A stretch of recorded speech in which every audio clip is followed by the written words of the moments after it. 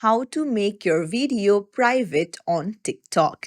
Hey everyone, welcome back to the channel. If you are new here, don't forget to hit the subscribe button and turn on the notification bell to not miss any updates.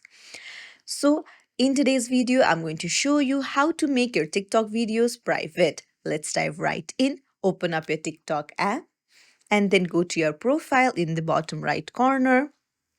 Find the post that you want to make private, and then you'll need to tap on the three dots in the right hand side, and you can see various icons at the bottom. Swipe to the left, and then you can see privacy settings. Just tap on it, and then you need to set it to only you, and that's it. Now you have made the video private.